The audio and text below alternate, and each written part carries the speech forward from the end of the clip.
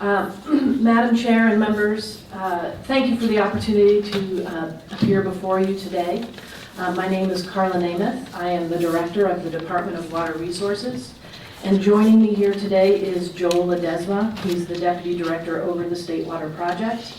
And Steve Cohen, our Department Attorney, who provided legal services related to the contract extension amendment. We are here to present to you the proposed contract amendment that would extend the state's 29 water contracts beyond their existing terms. Under existing agreements, the terms of these vital water contracts begin to expire in 2035. The amendment before you today would extend these until 2085. The legislative analyst gave a quick overview of the State Water Project, and I want to briefly add that the State Water Project extends from Plumas County in the north to Riverside County in the south. It serves the Sacramento Valley, the North and South Bay area, the San Joaquin Valley, the Central Coast, and significant reaches of Southern California, including the Inland Empire. Its dams, reservoirs, pumping plants, hydroelectric facilities, and hundreds of miles of aqueduct provide nearly 27 million people, that's 2/3 of California's population, with some piece of their water supply. The continued supply of water from the State Water Project will remain as vital for the next 60 years as it has for the last 60 years, and this amendment will ensure the financial stability needed to do this. The amendment before you today would lengthen the existing term of the water supply contracts by 50 years. These were first entered into in the beginning of 1960 and began expiring in 2035. You may ask why this amendment is needed in 2018 when the term doesn't expire until 2035. Since the late 1960s, the capital costs of the State Water Project have been financed primarily through the issuance of revenue bonds. Today, with the first contracts expiring in 2035, the department is limited to selling bonds with maturity dates that extend only to that date. As a result, bonds sold this year would have maturity dates that extended only 17 years, and bonds to be sold will have the maturity, bonds to be sold next will have maturity dates that extend to only 16 years, rather than the 30 years as is customary for such revenue bonds. This shorter repayment period increases our annual repayment costs that we extend to the contractors and ratepayers in California, and thus has the ultimate potential of increased cost of how we actually run the existing State Water Project. Our facilities are approximately 50 years old, and many are in need of capital upgrades and repairs.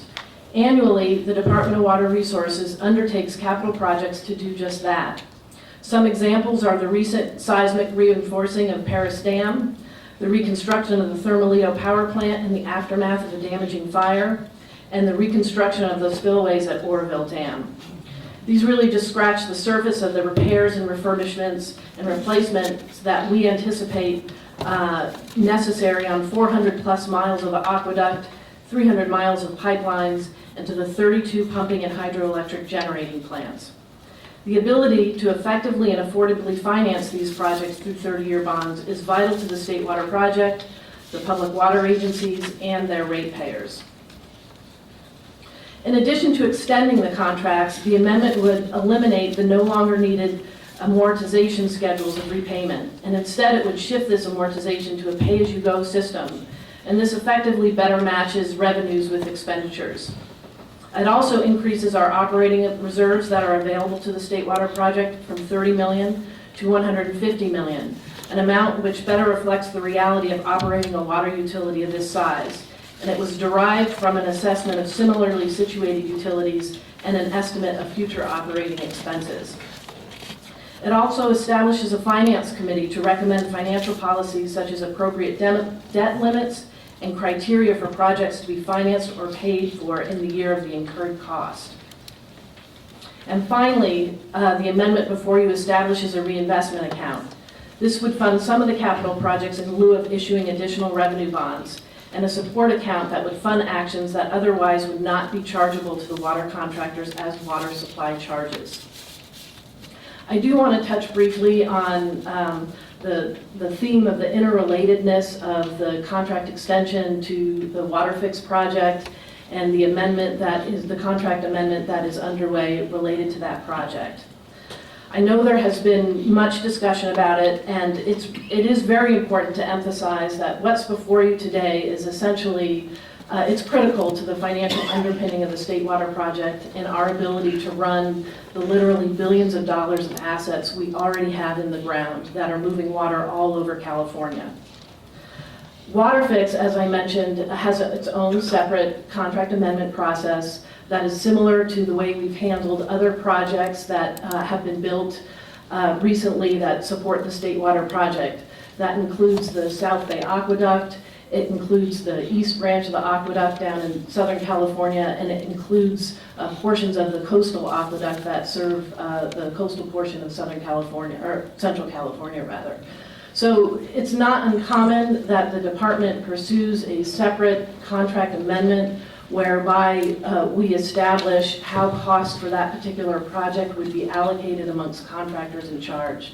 That is the fundamental purpose of the WaterFix amendment. And as folks have mentioned, that is it's interrelated but very much separate from the need for the contract extension and the amendment that we present before you today.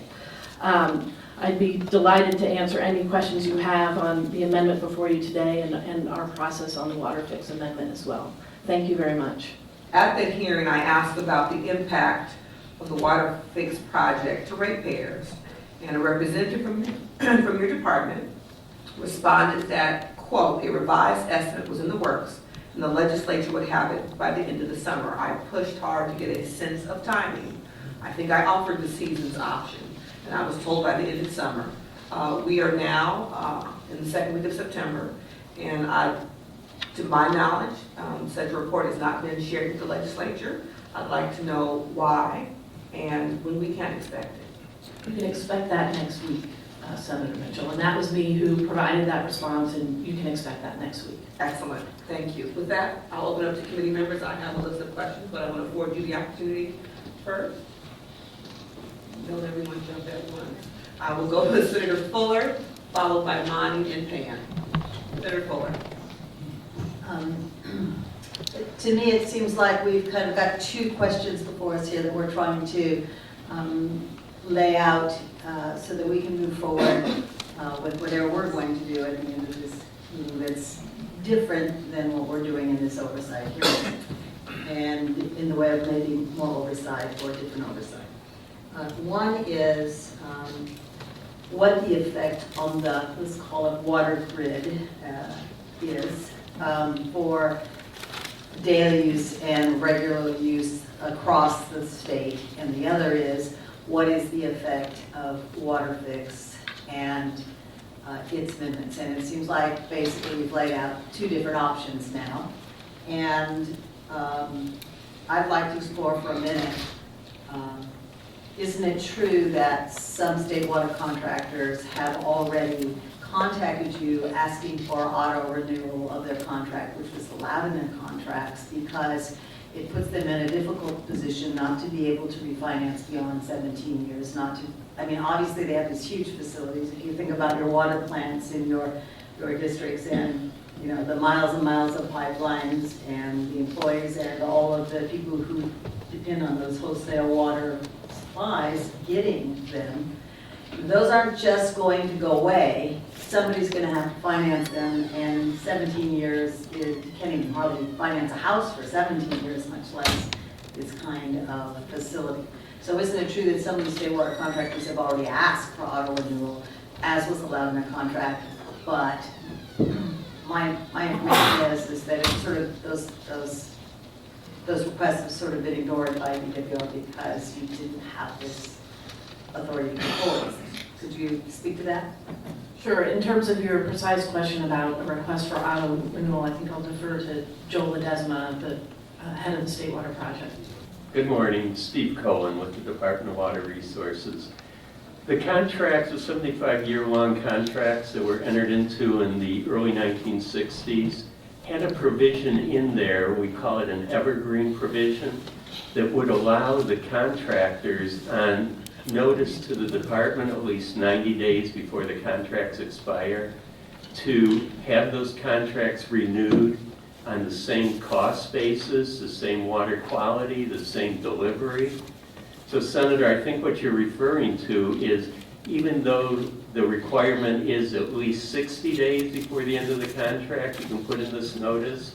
We've had about 8 or 9 contractors that have already submitted that notice 18 or 19 years in advance of the expiration of their contracts. So we haven't ignored it. What we've done is held 23 public negotiating sessions over a 13-month period back in 2013 and 2013 and 2014. And the thinking is, it's nice to get, in a sense, individual requests for renewal. This is a pooled concept. All of the contractors are chipping in for our Delta facilities, our Oroville facilities, what we call our conservation facilities. We need to renew these contracts on the same terms for everybody. So the contractors that provided those notices that they would like to renew, they were part of the 29 contractors who participated in these public negotiations and have signed the agreement in principle, which is what resulted from those negotiations. So what's your opinion then, anyone of you on the panels, that by not allowing a longer window for water agencies to plan and renew, especially since when these projects were started, it was 75 years, and now we're down to 17.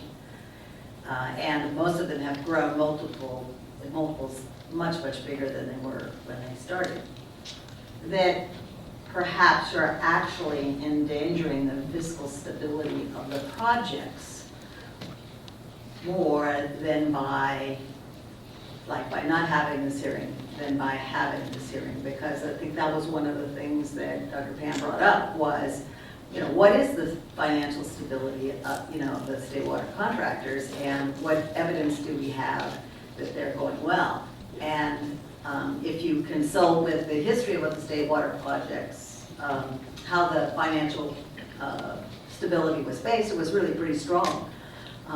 But that was based on a 75-year contract and the ability for them to be able to plan their own reserves because they have access to the water ratepayers' property rates and so on and so forth. Yeah. So what do you have to say about, if we do nothing, if we didn't have this hearing today, would we be endangering the project more or less? I'll respond to that. So we would be endangering the project more, simply put.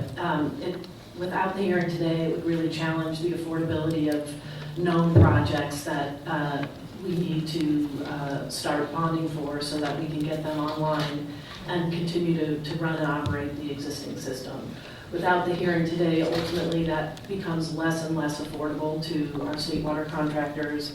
Many of them have their own local projects, which are very important, and those are projects that are meant to integrate into their state water project supplies. So, I think this hearing today is very important, and it's very important to have this kind of dialogue with the legislature.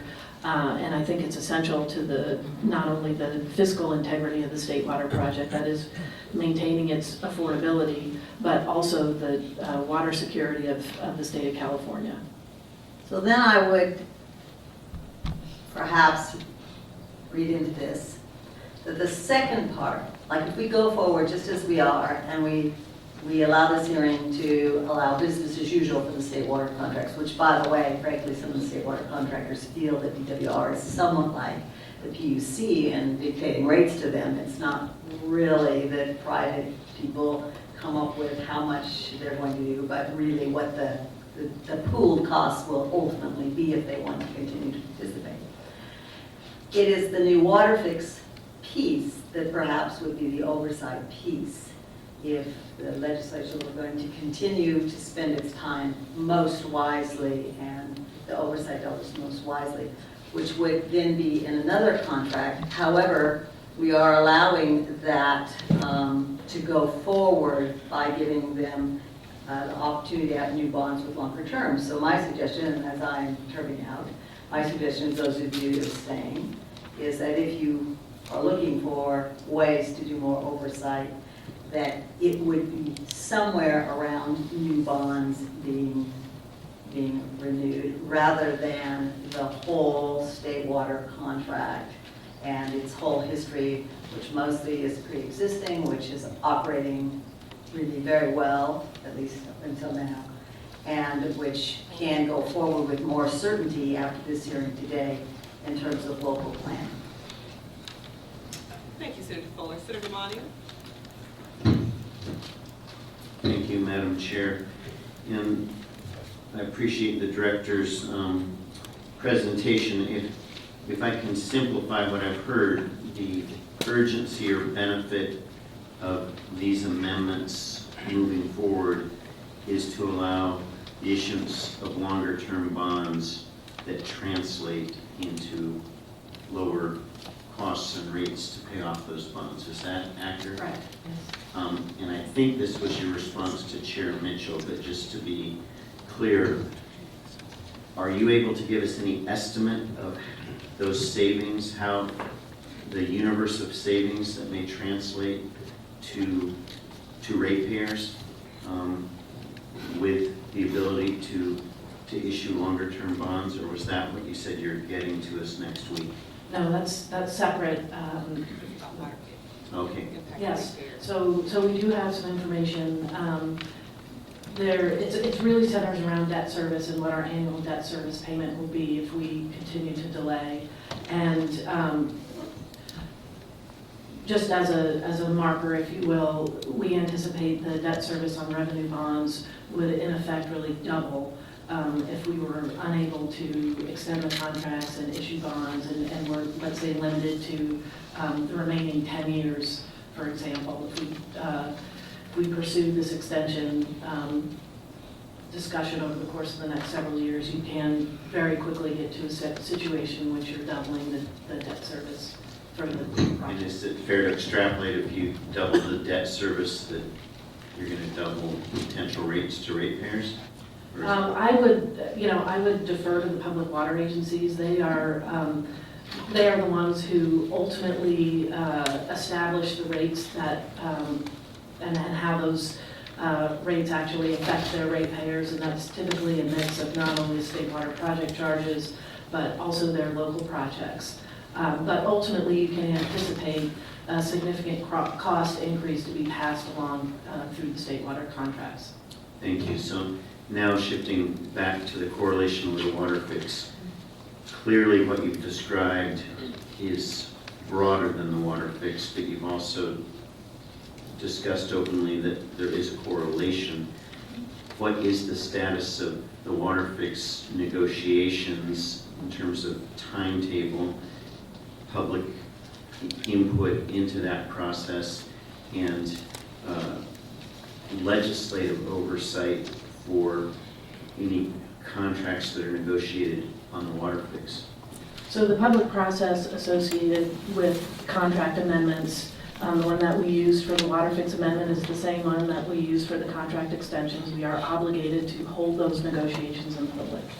They began in January of this year and went through June.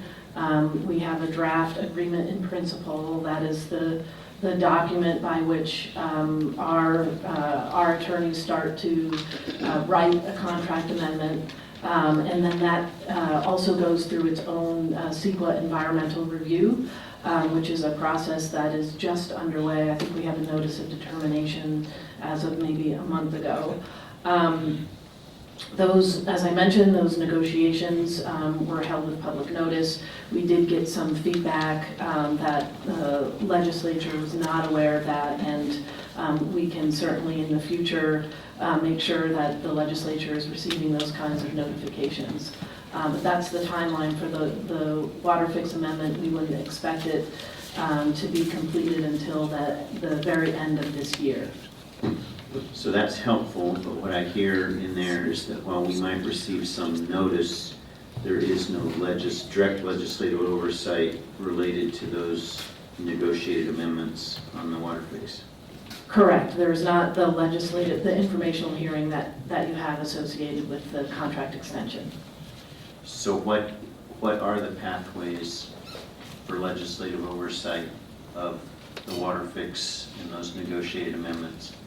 Well, I would defer to the LAO. I mean, oversight is, I think, the purview of this body, if you will, and we have a history of bringing that information in the context of these contract amendments. But, I would frankly defer to the legislative body about how you would want to exercise some degree of oversight over that amendment procedure.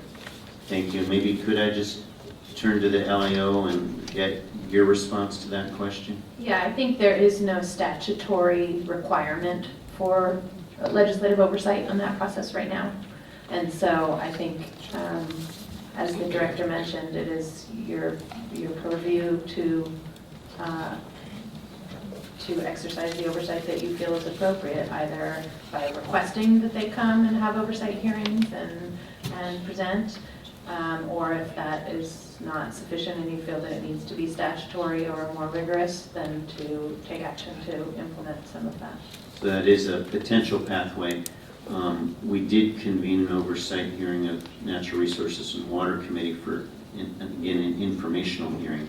But what I'm hearing you say is that a path to explore could be statutory Right, passage. and as the chair mentioned, there was a proposal from Mr. Bloom that didn't ultimately move or get enacted that would have required some notification to the JLBC and some delay before that could take effect until the JLBC had reviewed it.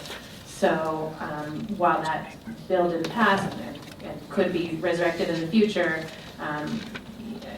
the department has indicated willingness to work with you, and so you could request that you get submitted and have a chance to review, and then if there are concerns, follow through, given that the legislature's in recess right now. Thank you. I appreciate that, Madam Chair. Thank you. And I think we'll be hearing from other stakeholders. I think that does inform a broad area of concern of many people here today. But I also do recognize that the kind of pro forma informational gathering here today serves a purpose, perhaps more immediately for the broader statewide water project and public water agencies. So thank you. Yes, AB 2649 was unfortunately just amended August 28th, and so it didn't get to really see the light of day because it would be an answer for us as the legislature in terms of documenting and making into law, if the governor saw fit to sign it, what our official role is. But again, we will continue to have the conversation because I'm clear that the legislature can exercise our right for oversight. It's about negotiations or conversations. But one thing I want to follow up with you, we're clear that the current amendment before us today was a 5-year process. And yet, so I guess I'm trying to really get a sense of if this is wishful thinking, that you're hoping that you'll be done with the water fix amendment by the end of this year, because it was on a much faster track than certainly the current amendment. And so how realistic is the end of this calendar year in terms of completing that process? We like to do things with all deliberate speed. Key milestone is getting to an agreement in principle. And we set ourselves a fairly rigorous timeline, and we've effectively met that timeline. We do need to draft, and we need to complete the environmental review process, and we'll keep moving. We think that's a realistic schedule, whether or not we're able to meet it. All right, and even colleagues, even though we're in the interim, GLBC, policy committees, individuals can certainly, leadership can certainly engage in conversation with the director to really talk about, what oversight will look like over the course of the next few months. And I appreciate that, we are facing a crunch in terms of trying to do long-term financing for the state water project, which is, again, as I stated in my opening, very critical to the state. So I can certainly appreciate that. I guess the first question I just have, because you talked a lot about 30-year bonds, that's a standard thing. So what these contracts do is they go out to 2085, which is 67 years away from now. So there's the time, so you said 50, but it's actually 50 years plus the time we have 17 or so. I mean, 67 years is, why it's 67 years? I mean, you said 30-year bonds, so that's twice as long as more than twice as long, actually, you know, why so far out? Steve, do you want to respond to the rationale for the extension? I mean, I get we're crunched at 17, and you don't want to do just exactly 30 because you have years, but why so far out? Yes. We have 58 years of experience right now operating the water. So less than the extension you're asking for. 58 years, we're asking for 67 now. But our original contract terms go out 75 years, and some of them don't expire until 2042. Those were the last contractors to sign up. With 60 years of experience, we have determined that going out another 50 years makes sense, and going out 50 years from 2035. And we're also looking at not getting into this compression problem, which has the potential to cause significant problems in raising the money we need to repair and reconstruct and do our seismic repairs. So the thinking was, we go out 50 years, this compression problem we're facing now will have some leeway, we'll have before this starts occurring again. And it's really consistent with first term was 75 years, second term of 50 years. Seems to make sense for a project of this magnitude, of this cost, of this significance to the state. I guess I would respectfully disagree a little bit. I mean, conceptually, I get what you're saying. I would also make note that that's a lot of time, in 30 years. Well, I don't know how many people who are here on what we'll be doing in 30 years and our successors and so forth. And so, I mean, I get when you said 50 years, actually you said this is 67 years. So, I mean, it's another 17 years beyond that from today, right? So, I get that we started at 75 years, but I do think that there, in terms of ongoing oversight and so forth, that's a really long time, and that maybe it's better that, and what will happen is, of course, as we get closer, you get compression, right? But frankly, we're talking about, if 30 years is a typical thing, we're talking about 37 years of non-compression. So does it have to be that long? I mean, I'm not going to be here beyond term limits, assuming the voters don't change the term limits. I mean, I'm not going to be around here, the election, et cetera. But I mean, certainly, that just seems to be a very long time. If I could add an additional data point for consideration. So, when we plan, we have an asset management plan that the department is working on. That's where we assess the needs of all the state water project assets and set out a responsible course for their repairs. We look at a 50-year time frame, and that also corresponds to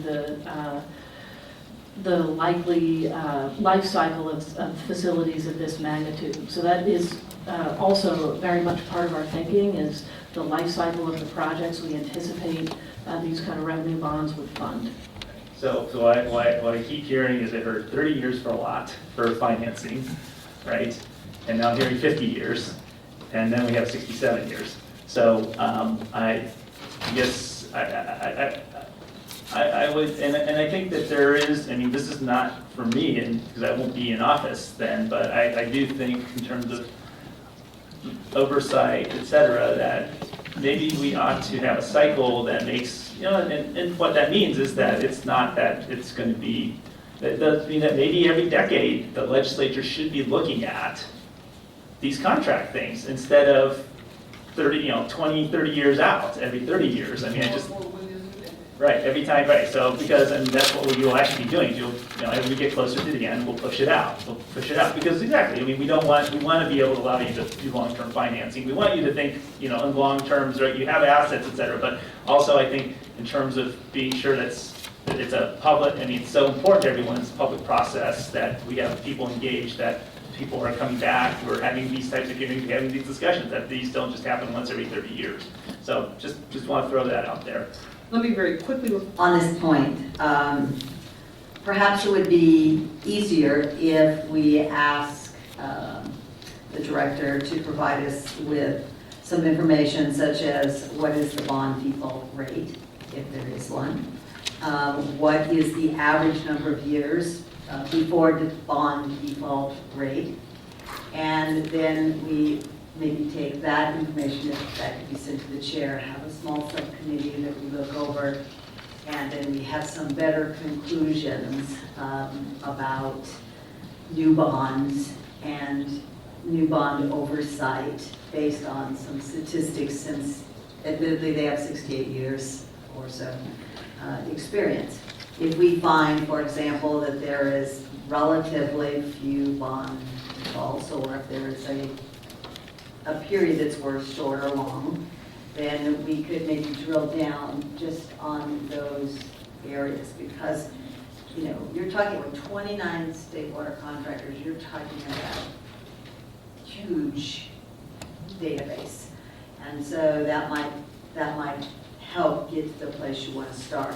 And while we're doing that, just because I'm always curious, I'd particularly like you to add some information about whether the coal-fired plant in Nevada that was established in Governor Brown's first round here defaulted on the bonds or paid off, or what we did about that, because that will either provide great assurance for us if it was well dealt with, that even difficult situations can be addressed, or it will give you a better idea of what you're trying to oversight and prevent. Thank you. thank you, Dr. Pan. Sorry, I appreciate, thank you, Chair.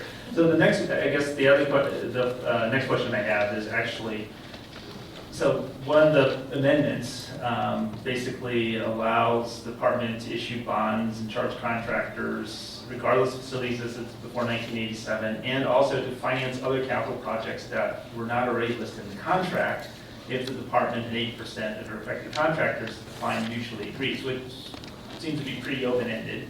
I mean, clearly the contractors need to be on board, but so I just do have to ask: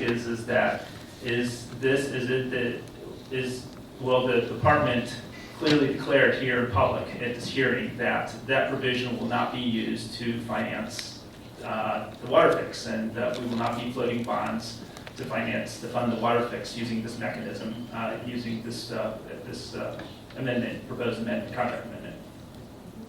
So if I could just take a step back, we do have a list of facilities, and over the course of the last decades, it became clear that if we were overly prescriptive on that list, it disabled the department's ability to capitalize important projects. Some of it is embracing new technologies, so when SCADA systems came online, et cetera.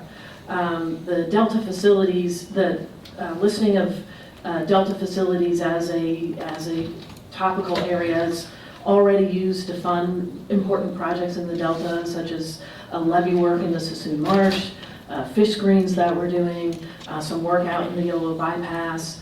Those are the kinds of projects that this contract extension would enable us to continue to proceed with. The water fix piece is the piece where, as a separate amendment, where we divide out cost allocation. It's very critical because, as you may be aware, we have north of Delta contractors who would not receive the benefit of water fix and therefore don't want to pay for it. And we have other parties that would like to transfer their incremental benefit from water fix to other state water contractors. And that's the way in which we are ensuring, in the context of a contract amendment, that water fix is paid for only by those parties who see a benefit and actually want to pay for that benefit. Sorry, I don't hear an answer to my question, so then I will ask my question again. Sure. Well, can you state here clearly that you will not be using this amendment, which allows the department to finance other capital projects that are not already listed in existing contracts, but that basically we're not going to be using, basically we're not going to be financing the water fix using this? I get the idea that we have to maintain, we have capital projects for the state water project, but I want to be very clear that this provision is not going to be used to basically finance the water fix and construction of the tunnels. Well, here's the answer to that question. So, Can you say yes or no? Or can you just simply no, say we we will can't. not do that? No, because we will use part of this contract amendment to help finance water fix, and here's why. Because water fix includes, it enables us to issue revenue bonds into the future. We have a category that exists in our current contracts that is part of this new amendment moving forward that describes the ability of the department to fund projects in the Delta, including Delta facilities. And that would include water fix. So you just said yes. Yes. We'll be using this provision to Yes. fund the water fix. And the water and the department is Okay. pursuing a validation in the court that we have the authority to do so, sir. I want to make that point because I agree with you. Transparency is essential. And so the department is not assuming it has the authority without pursuing a validation in front of the So, courts. okay, so basically what you're telling me right now, because what I was told the hearing was about the rest of the state water project and being sure we keep that maintained. But you have just said here at this hearing that you also, the purpose of this was to try to float bonds to fund the tunnels. Let me clarify, we cannot fund anything related to water fix until the water fix contract amendment. Okay, so let me go ask another question. And so you said you're working on the. Dr. Pan, can I just frame the question a little differently than you did? Because I think we're having this kind of conversation, so I want to try to make sure that your question gets answered and you answer it to the best of your ability in terms of what your intent is. Is funding for the water fix project linked to the proposed amendments before us today? No, extends the contracts. Well, that's not what you just said. So can you say clearly, I'm going to ask you again, I just want you to say that we will not be using the contract amendments that are before us to finance the water fix, including floating bonds. So, it's a three-part answer, and you feel free of me. So, the contract amendment before you Yes or today, no? the contract amendment before you today extends the contracts, which enables the department to issue bonds over the long term. Water fix is a project in which we don't have a contract amendment in place yet that will enable us to do so. So, when that amendment is completed, that amendment, which stipulates how we would charge our customers, would essentially take advantage of this extension of the water contracts and the ability to issue long-term revenue bonds as a mechanism to finance water fix. So, because I think the concern is that when you say finance other capital projects that are already not listed, that's an open-ended thing to do whatever you want. We have capital project categories, and we also have a finance committee that's part of this amendment that establishes a dialogue with our water contractors to describe the capital projects that would be funded over the course of the next several decades. Okay, so let me, so when you mentioned these water fix amendments, and so are you going to return to the legislature? And so I got it, we don't have statutory, right? But not everything requires a law. You can do things without laws. We can do that on our own. So are you going to come back to make a commitment here that you're going to return with the water fix amendments to the appropriate, I defer to the chair because obviously for JLBC and also perhaps to the appropriate policy committee where we will have hearings about, public hearings about the water fix amendments before they are actually finalized and signed. I'd be glad to meet with any legislator on. And I'm saying, will you bring them public at a hearing? Well, that would be up to us to actually convene them, so I think Sure. that, part of that is our responsibility, Dr. Pam. So what I am hearing from Director Nemeth is a willingness to respond to the legislature, either on an individual basis, if the legislature choose to convene ourselves in some capacity, a policy committee, whatever the case is. What I'm hearing from the director is a willingness to engage. Okay, that willingness to engage include, assuming that the appropriate committees decide to hold the hearings, to allow us to hold those hearings prior to those contracts being finalized and signed. Well, I believe that's up to the purview of the legislature to establish those opportunities. I am, Well, right now, there's nothing to stop you from going forward and just signing them and then telling us later. So that's why I'm trying to get this, that's why I'm asking you, is that you'll give us appropriate notice so we can actually, if we choose not to have a hearing, that's not your fault. That's obviously, that's on us. But I just want to say is that, are you going to cooperate to the degree of actually informing the legislature in a timely manner that will allow us to have the hearing?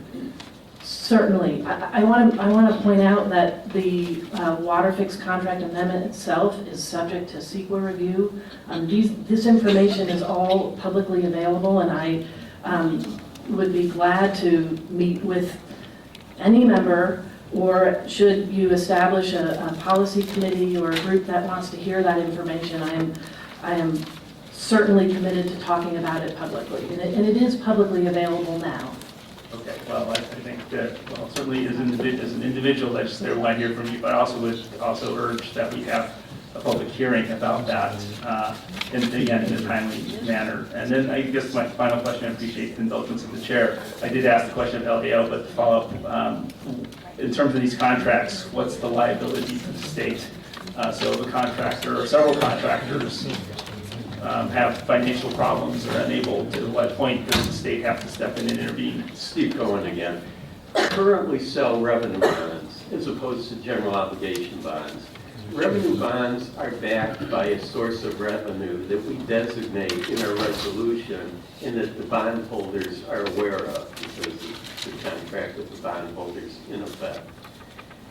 Our source of revenues that we pledge to pay our revenue bonds are receipts we receive from our water contractors. And so there would be zero liability to the state or the state general fund if there were a default. And along those lines, and I think Senator Fuller got to it with the request for information, the Department of Water Resources currently receives from the Standard & Poor's a AAA bond rating on our revenue bonds. It's very high. It's backed by the really fine financial condition of our water contractors because they're the ones that pay us the bills, that we pay our bills, that we then in turn pay our debt service on. So originally, there was the Burns-Porter Act passed by the voters in 1960 to establish the State Water Project. That provided a $1.75 billion bond issue, general obligation bond issue. That's very close to being paid off. I mean, I think we just don't have, we paid most of that off. That's where the only liability would be. We have never had a default of our water contractors in the payment of their bills to us, and in turn, we've never defaulted on paying our bondholders the debt service that we owe. Just to clarify, there's the one initial bond you said that we're liable. So aside from the revenue bonds, there's this one initial bond that, Oh, general obligation bond? yeah, the one that you make reference to, right? Yeah, that sort of jump-started the State Water Project. Right, and how much, And we repay, have we repaid it in time? has received payments from the department to pay the debt service on those. How much longer do we have on that? I think it goes into the middle 2020s, but we may owe less than $100,000. All right, well, you mentioned 58 years, I was Oh, hoping yeah. you'll paid that off by now. And I might mention, just to show you time length, Those original general obligation bonds that were issued in the 60s and early 70s, they went out 50 years. I mean, there is a really long-term horizon for a project like of this size. All right. Thank you. Oh, definitely. Just before I move on to Assembly Member Frazier, I wanted to just, Director Nemeth, to ask you to, one more time, provide the clarification. And I'm going to say it in my language, and I want you to say thumbs up, thumbs down, or restate it, because I think it's very important that the record accurately reflects the answer to this question. You know, the amendment today creates an opportunity to extend these bonds here. The water fix amendment is not on this continuum. The amendment is a second separate process that, if engaged, would then perhaps benefit from the actions taken here, but it is not a foregone conclusion. Correct. So you restate it in your language. So Everybody's clear. The amendment before you today extends the contracts, which enables the department to issue long-term revenue bonds for capital projects for the State Water Project. That in and of itself does not authorize water fix and does not authorize the state of California to build water fix or charge its water contractors for water fix. The authorization for water fix is a separate contract amendment process. Yes. Okay.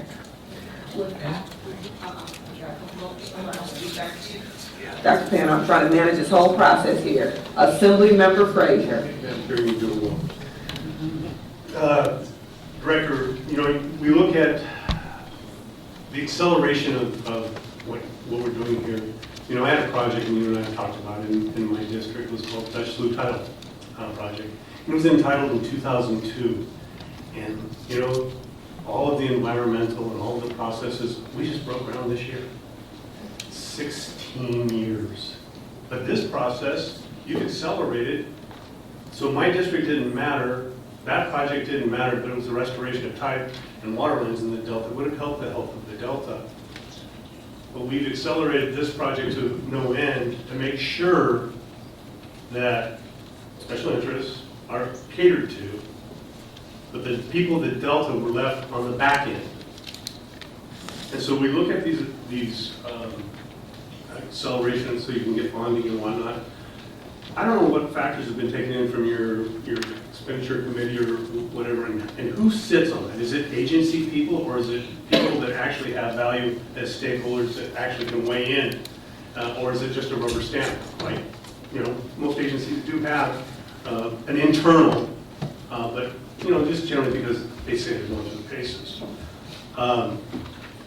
My concern is that you have the State Water Control Board that can actually stop any flow to any project and accelerate throughput through the Delta with one determination, which would completely blow your ability to pay for the debt service.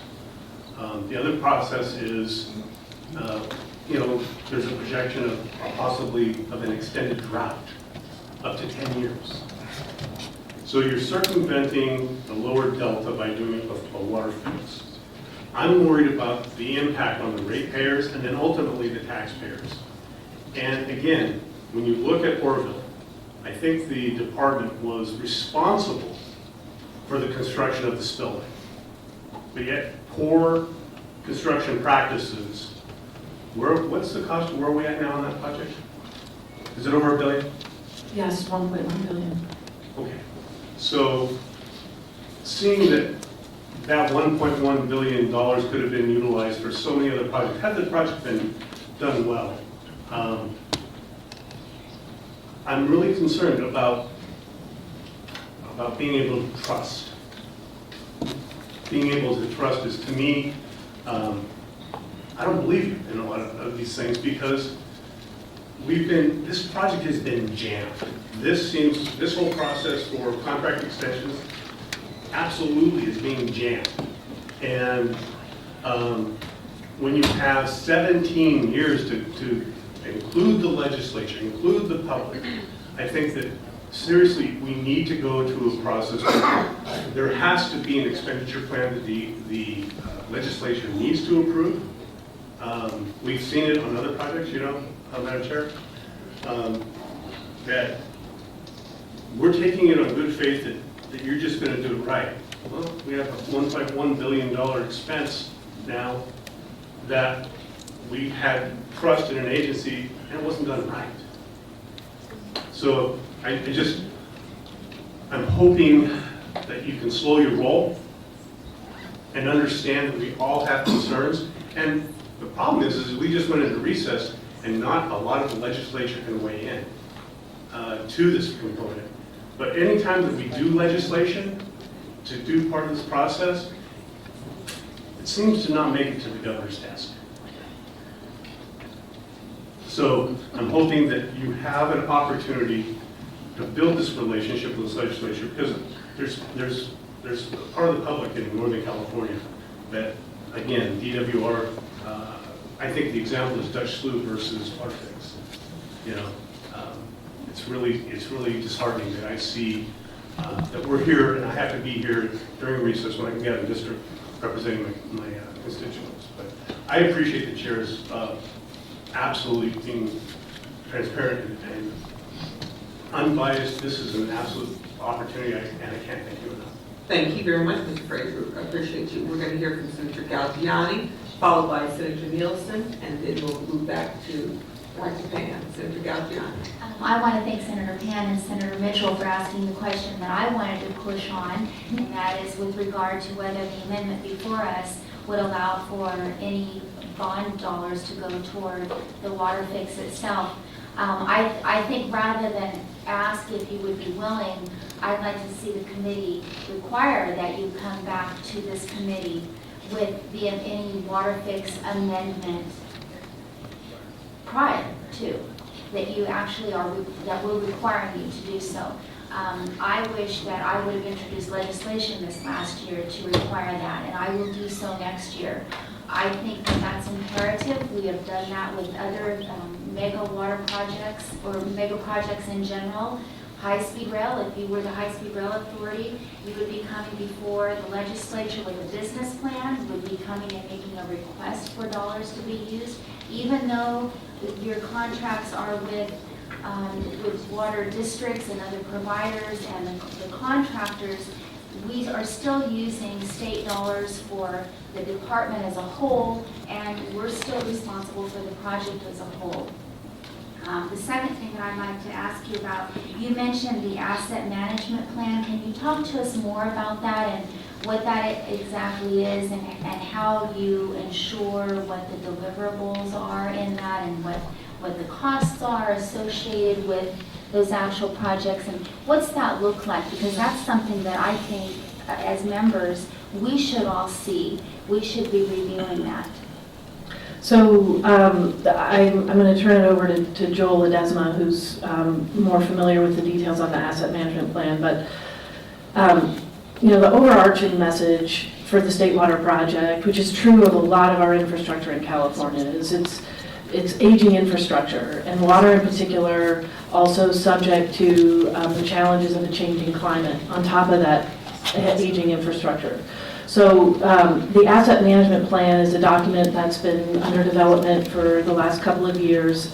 And what it essentially does is it acknowledges that there are parts of the State Water Project that are coming to the close of their useful life or are in need of repair and rehabilitation. And we are very much entering into an era of reinvestment in some of our infrastructure.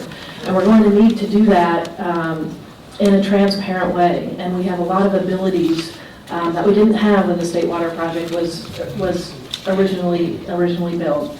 And so the department, under my leadership, I think is going to become a lot more transparent as an organization, not only with public water agencies who, you know, we have a long history with our public water agencies, and they have a lot of ideas about what the things D.W.R. has done well and the ones we have not done well. And those folks are also very much accountable in an elected way to their ratepayers. And so it's my view that the magnitude of the reinvestment that is going to be required to make sure that our water system in California is functioning and supports not only the economy, but also supports the ecosystems in California. It's going to require a lot of public conversation, and we need to have it. A couple of places where in 2009, the legislature sort of reestablished the California Water Commission, and the State Water Project does provide information to that Water Commission on an annual basis about the status and operations of the project. There are ways in which the legislature has already weighed in and necessarily and appropriately to make the State Water Project a little bit more transparent to the general public. And I think that's something I'd be glad to pursue, and I think our state water contractors would also support that kind of transparency, and partly because, again, they're all accountable to Californians and the 27 million ratepayers that we're going to need to have reinvest in our system. I'm going to turn it over to Joel more specifically to answer your questions about the asset management plan. Good morning, Madam Chair and members, and thank you for the opportunity. The department is, in my view, has been a very successful operation of the State Water Project for the last 50 years, and it's created a lot of benefit to the state of California. But, I've been an engineer there 30 years and kind of seen the facilities when some of them were very new, and kind of seen the aging of the infrastructure, as you would say. And my predecessor, about 3 years ago, made the commitment that we needed to have a stronger asset management program. So we already had one. It's a common utility practice to have an asset management program to manage the life and to get the most efficient life out of every asset we own. So he started a new program that was going to hold us to a higher standard of asset management. So we've adopted what's called ISO 55001, which is an international standard for asset management around the world. So our goal for the last 5 years, and we're in year 3, has been, let's update our program so that it incorporates all assets, whether they're rotating equipment like our pumps or generators, or civil infrastructure like our dams and aqueducts and pipelines, and bring them all into one comprehensive program that can really evaluate the condition and the expectancy and the risk of every piece of equipment, so that we're not only creating a financial plan to put our capital dollars where reliability is maintained or enhanced, but also taking into account risk-informed decision-making, so we're not putting the public or the infrastructure at risk. So with this new program that's going to extend 50 years out, we'll be able to see the condition of every asset we have, apply risk to it, whether it's public risk, reliability risk, environmental risk, compliance risk, and put our dollars where they're best appropriate to not put any risk on the project, but yet allow the affordability for the public water agencies and the department to be able to put the money where it's best fit and be able to continue to operate the State Water Project and update it as appropriate. So in this asset management plan, it contains the assets that we currently have. Does it have the assets that are proposed? No. Is there a plan to have the assets that are proposed? Sorry. And yes, as assets are brought online or built or constructed, then they're pulled into the asset management. It's more of a maintenance program to make sure that we're doing the right maintenance on the piece of equipment to get the life that we expect out of them. So that program would not have future projects until they're constructed and they're actual assets on the books. So there is no mechanism to bring to, there is no vehicle to bring to the legislature per se that has an overall summary and plan for a new asset such as the water fix that is proposed, but rather it's in your inner workings and there's not a formalized plan that we have any ability to review or comment on. Well, the California Water Plan is the water plan that we update every 4 years, and we're due to release a new version of it in 2018. That, takes an inventory of all the hydrologic regions in California and water availability from all different kinds of sources because, D.W.R. is bigger than the State Water Project. And that's the place where we integrate potential new projects that could come online, including underground storage, above-ground storage, new conveyance, other kinds of localized projects, desalination, recycled water. That's the place where the Department of Water Resources does a much broader California water plan that has the potential, that offers, potential paths for water security in California. Thank you, and welcome, Senator Nielsen. Thank you, Madam Chair. My apologies for a delay. I've been at 911 events this morning dealing with actually victims of that tragedy. I appreciate the opportunity to comment here.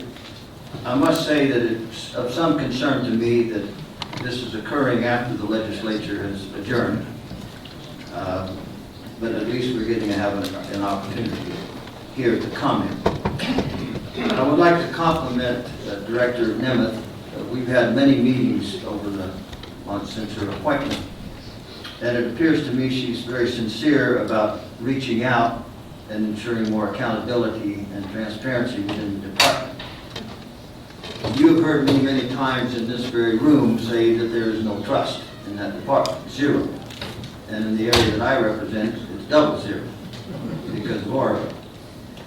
But it looks like so far the department's making a good faith effort to work with us. And you did work with Assemblyman Gallagher and I on some dam inspection legislation last year.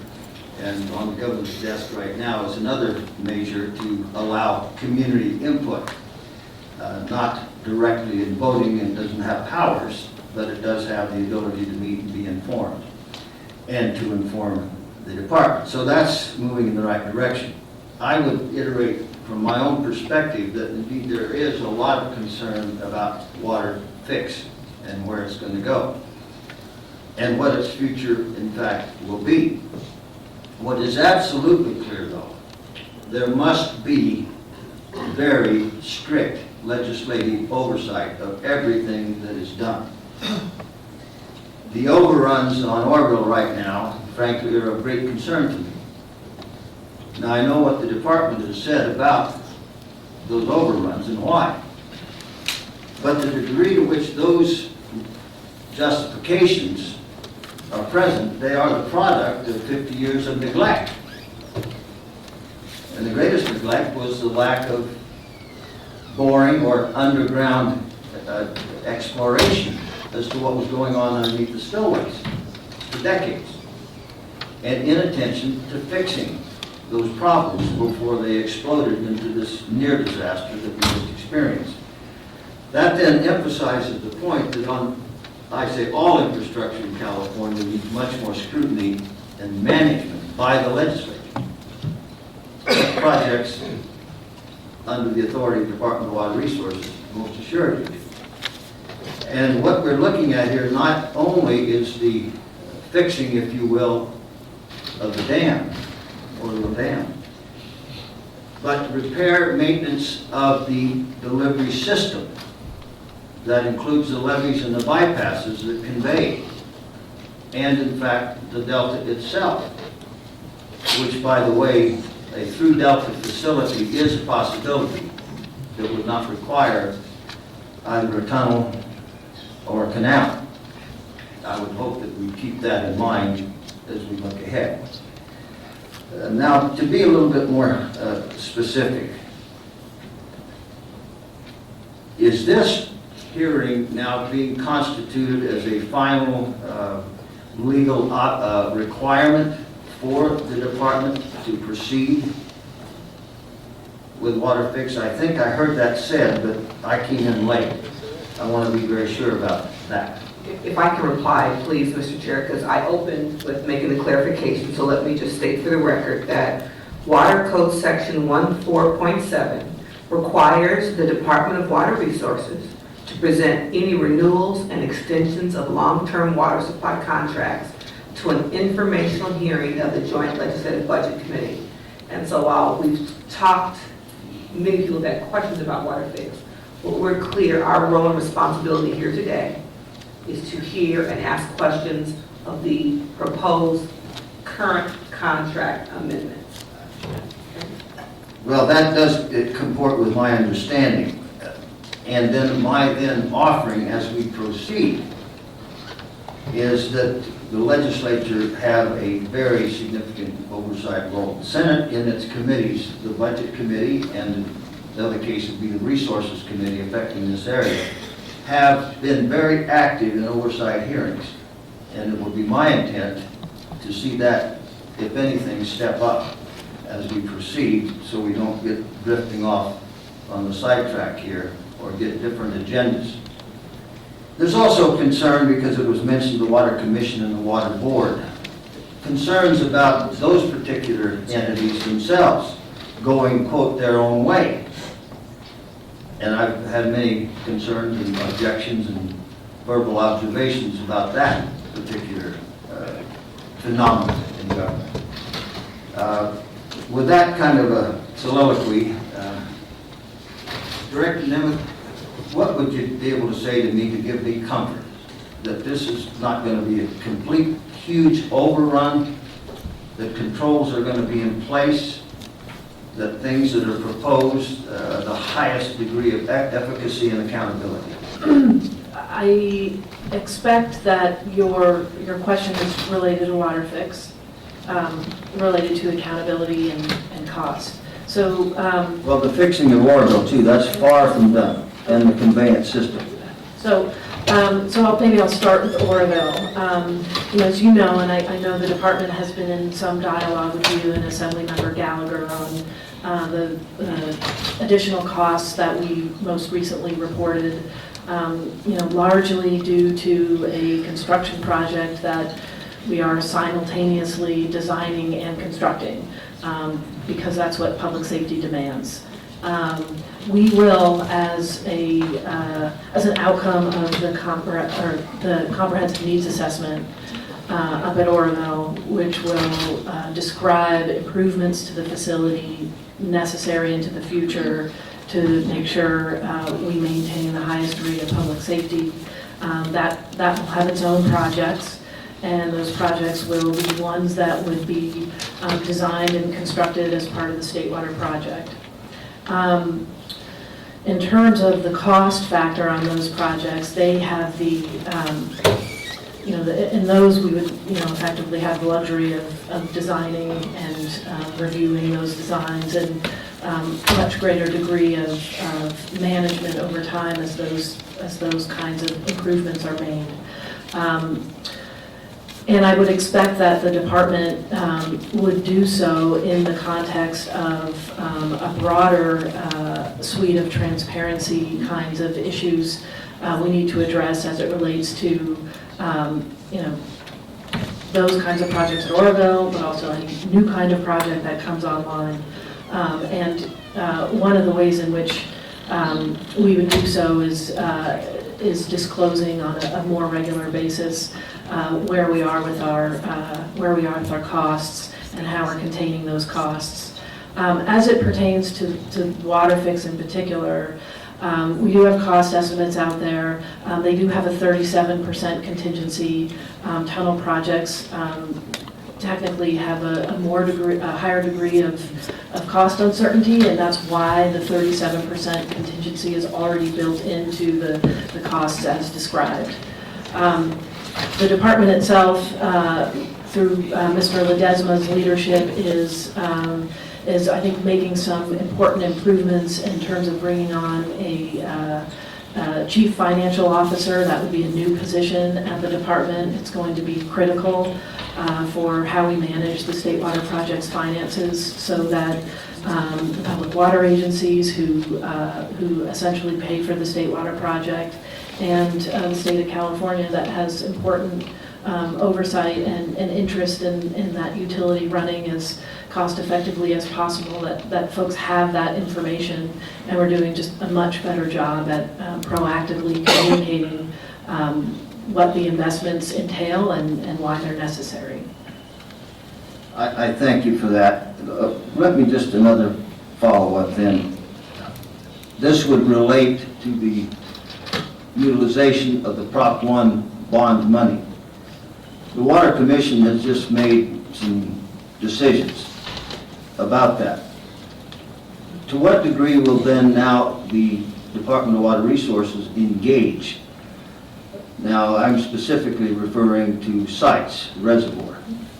And they have been accorded a certain amount of money, and they are seeking other revenue sources. But how and when will the department now engage in that particular project? Well, we would engage in multiple ways in projects that are supported, storage projects that are supported by Proposition 1. And as you know, the Water Commission, their decision was to effectively establish a maximum eligibility for public dollars that would be focused on public benefits as described in the law. And what that entails for the department, we have a specific role and had a specific role in front of the Water Commission to establish a monetary value associated with potential recreational benefits, emergency response benefits, and flood benefits. So any water project that has a storage project that has received Prop 1 dollars or is in anticipation of receiving Prop 1 dollars, the department would engage with those parties who are the project sponsors and enter into a contract such that as the project is designed and operated, the state of California would be in receipt of those kinds of benefits, the recreational, the flood control, and the emergency response. Sites Reservoir, of course, has an additional element in particular that relates to the potential interest of state water contractors, individual state water contractors, in buying into that project. And so the Department of Water Resources, should that project proceed, and there's quite a bit of work to do to define more fully what that project is and the financing partners, but should that project proceed, the department would need to enter into arrangements with those interested state water contractors to establish the appropriate legal mechanisms for moving water stored in sites for the benefit of those state water contractors south of the Delta. And that would entail a significant amount of discussion and legal arrangements to enable that investment to happen. And as you account for this, you mentioned certain criteria. Is one of the criteria human use of water, which would be agricultural use, domestic, industrial use of water? Well, I would anticipate... I didn't hear that said, and that is one of the requirements, that there's human water rights in California. Right, so what I was referring to, sir, was the specific public benefits. All the storage projects that would eventually be built that would have a local financing component, some of them could have a federal funding component, and those would certainly have water supply needs and goals and objectives that are specific to providing clean water to farms and communities in California. And to what degree are you guided by the 2009 legislation that brought forth a new water plan for California? You mentioned the water plan a while ago. Is that the water plan you're talking about updating? No, that is separate under the water code, and California's D.W.R is required to put a plan together every 5 years. So our last one would come out in 2013, and this is the 5-year update of that water plan. Now, do you feel required to be guided by and adhere to the water plan of 09, though, the findings and recommendations of that water plan of 09? Is that going to be respected? Most certainly, yes. Okay, thank you. Then I did a quick question for the lead analyst. Yes. Analyst, do you believe that what you've referred here so far, and I've reviewed your document, are there enough controls of the legislature as we proceed forward expending billions of dollars? Or is it going to be out of the control of the legislature? largely? I think we have long recommended an important legislative role for oversight over the State Water Project, whether we're talking about additions to the State Water Project or existing. One example we discussed earlier is we've recommended bringing the project on budget rather than having the funding be continuously appropriated, so that there's an annual check-in through the legislative budget process on expenditures and funding, so that's one avenue. But certainly, given the magnitude of not only the dollars, and they are public dollars coming from the public through public water agencies being spent, but also the importance to the vitality of California, the water, that it's important that you all as an elected body have sufficient oversight. And so looking for avenues to increase that, we think, is always a good idea. Do you feel that would require additional legislation, or do you think the legislature is now sufficiently, with its powers, empowered to exercise that oversight and authority? Certainly you have quite a bit of opportunity through oversight hearings that you could exercise more greatly than you currently do, but things like changing the budgetary practices or requiring certain reports coming to you would require statutory changes. And we still have some control over the budget itself, do we not? Through positions. That's really the piece that comes before you each year, is how many, if they are requesting new positions of state employees. That's really the nexus of this. Let me get to something more specific. I mentioned a while ago grave concerns about how the costs of Oroville have exploded. Now, I understand part of the reasons are the failures of the last 50 years, and they're having to make up for that. And whatever you do now is on a new basis and with new standards, but do we have an ability to prevent such things as what happened at Oroville? And this overrun that we're dealing with right now, prevent that from happening going forward.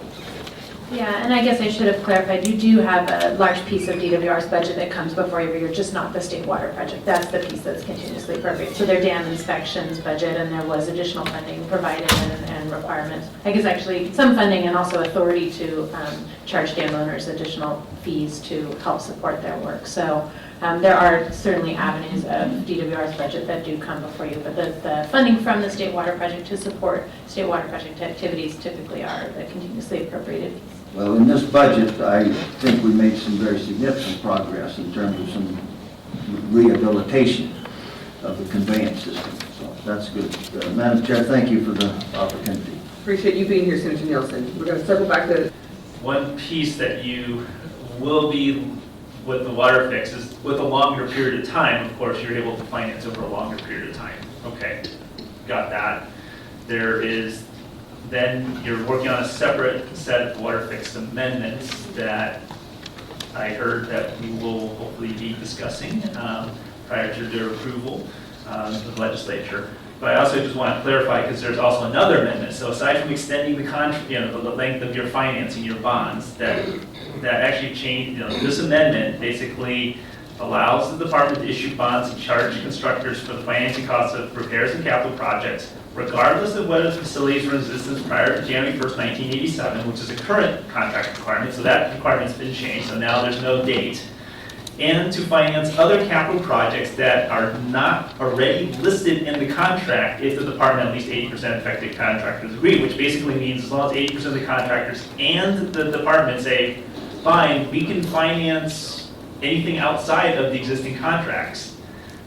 So my question is will this provision, this change in the contracts, be used, or can you assure us that this provision will not be used? So this is aside from, let's say, being able to do a 30-year bond versus a 17-year bond, that this provision will not be used for the water fix. In other words, because actually, based on at least what I read here, if 80% of the contractors, if you say, hey, we're good, we've got to flip this bond to go build something, you could build something, whatever it is. So can you assure me that this provision will not be used? I got it, you work on some water fix amendments, we have different opinions about it, et cetera, but that this provision will not be used in lieu of that to basically go around and finance projects that may be objected by a substantial portion of people of California. Director Nemeth, before you answer, are you clear what the question is? I am clear, well, thank you. Okay. I want to make sure Yes. for our Yes. third round of clarification. All right.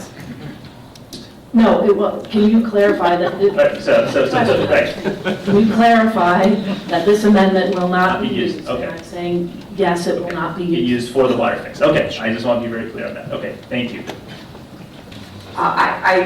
In hearing Director Nemeth, before we move on to hearing from contractors, who will be the focus of the next panel, I think I appreciate your willingness and the fact that you have heard multiple members of the legislature. Mr. Fraser representing the Assembly today, my colleagues from both sides of the aisle in the Senate express a real desire to be engaged. Beyond the point of today's hearing, which is to address the current contract amendment before us, but to engage in the conversation around water fix. And so, as chair of the JLBC, we will engage with you and your department to hopefully come to some agreement in terms of what we can expect from you, be it the JLBC or another entity within the legislature, prior to the finalization of the water fix amendment.